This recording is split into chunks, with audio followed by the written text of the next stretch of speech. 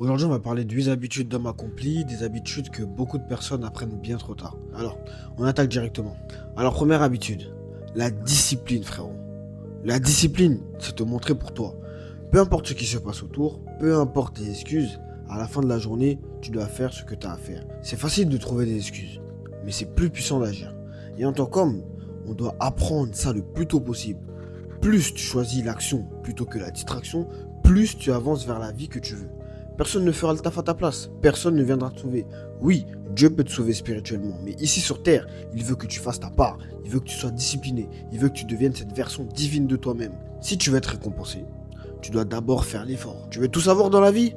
Alors donne tout dans la vie. Tu peux pas récolter ce que tu n'as pas semé. Et nous, ici, on ne compare pas nos vies à ceux qui ont vendu leur âme pour réussir. Nous, on choisit de tout donner, quitte à ce que ça prenne plus de temps, plus de cœur, plus de force. Entretenir sa forme physique. Ton corps, c'est ton temple. T'es fait à l'image de Dieu, mon ref. La discipline que tu développes à la salle de sport, elle se propage dans tous les autres aspects de ta vie. C'est pas juste pour paraître bien, c'est pour te construire mentalement.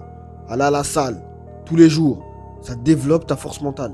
C'est pas juste pour avoir des gros bras, c'est pas pour cultiver l'attention du guerrier, parce que quand tu te sens bien, tu rayonnes.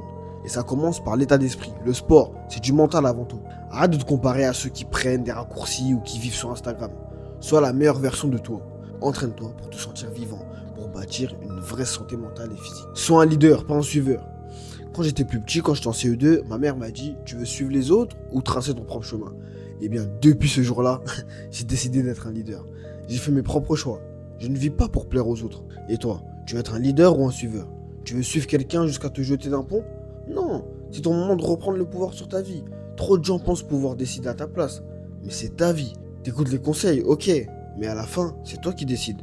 Investis en toi. On dépense dans des habits, dans la nourriture, dans des trucs inutiles. On oublie d'investir en soi-même. Tu veux être un simple consommateur ou devenir un producteur? Tu veux juste regarder des vidéos ou tu veux les vivre? Regarder une vidéo comme celle-ci, c'est cool. Mais ce qui compte, c'est ce que tu fais après. Tu lis un livre, applique-le. Sinon, c'est juste du divertissement. Passe à l'action.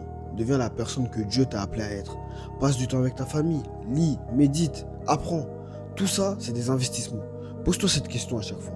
Est-ce que ça ajoute de la valeur à ma vie? Si la réponse est non, eh bien arrête de le faire. Habitude numéro 5. Sois plus décisif. 3 étapes simples. Observe, décide, agis. C'est tout. Faut arrêter de tourner en rond. T'es pas obligé d'avoir tout bon dès le début. Ce qui compte, c'est le mouvement.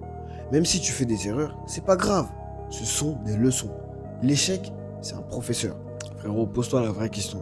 Est-ce qu'on y va à fond dans cette vie ou est-ce qu'on fait juste semblant? Beaucoup d'entre vous hésitent. Vous ne savez pas vraiment ce que vous voulez. Alors, vous ne prenez pas des vraies décisions. Vous ne passez pas à l'action. Mais écoutez, écoute bien ce que je vais te dire maintenant. Personne ne prendra des décisions à ta place. Parfois, c'est toi-même qui te bloques. À force de penser à tout ce qui pourrait mal tourner au lieu de penser à tout ce qui pourrait bien se passer. Si tu avances, tu continues sans t'arrêter. Tu vas forcément atteindre un résultat. Peu importe ce que tu vises dans la vie, si tu n'abandonnes pas, tu réussiras. Alors prends une décision et ensuite agis. Agis chaque jour, chaque lundi, chaque mardi, chaque mercredi, jusqu'à atteindre ce que tu veux. Je te le promets, tu vas l'atteindre.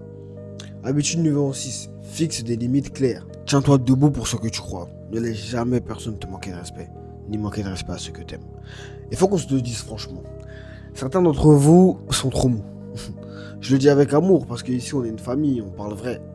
Ce n'est pas de la masculinité toxique, c'est du respect, de la droiture, de l'amour.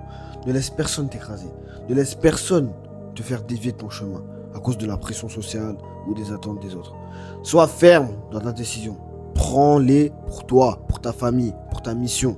Et surtout, ne tolère aucun manque de respect. Si certains ne veulent pas grandir, s'ils stagnent, ils n'ont rien à faire dans ton cercle. Toi, tu veux t'élever. Tu n'as pas le temps pour les énergies qui te tirent vers le bas. 7e habitude, et une confiance inébranlable. Pas de l'arrogance, non, de la vraie confiance. Une croyance profonde dans ta valeur et tes capacités. Là, je suis chez moi. Il n'y a pas de monde autour de moi. Tu crois que ça me gêne? Non, je suis confiant. Pas parce que je suis meilleur que quelqu'un, mais parce que je crois en ce que Dieu m'a donné, en mes dons, en ma mission. Et toi, est-ce que tu es capable de sortir et de filmer une vidéo devant 100 personnes? Peut-être pas encore, mais tu peux changer ça. Commence petit, parle aux gens, à la caisse, dans la rue. Les gens sont comme toi, les gens sont comme nous. Ils ont aussi leur peur. Brise la glace, prends ta place. 8e habitude, Mets Dieu au centre de tout ce que tu fais. Je ne vais pas te dire en qui croire, mais je vais te dire une chose. Sans relation avec Dieu, cette vie va être difficile. Moi, sans lui, je ne serais même pas là. Chaque moment où j'étais au plus bas, c'est vers lui que je me suis tourné.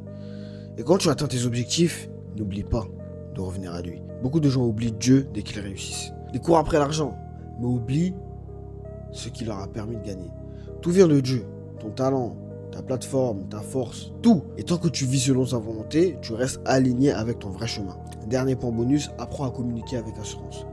Pas de manière agressive ni passive. Tu dois exprimer tes besoins clairs et avec respect. Tu veux que les gens t'écoutent? Parle avec conviction.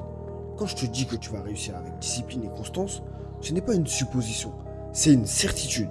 Parce que je l'ai vécu. Quand tu crois vraiment en ce que tu dis, ça se ressent. Les gens t'écoutent, ils te respectent. Alors arrête de murmurer tes objectifs. Dis-les fort. Je vais à la salle, je vais réussir, je vais changer ma vie. Tu verras que l'énergie change complètement. Frérot, tout ce que je t'ai dit là, c'est du haut niveau, c'est du concret. C'est ce que tu devrais appliquer dès maintenant, dès aujourd'hui. Sois déterminé, sois guidé. C'est simple. Fonce.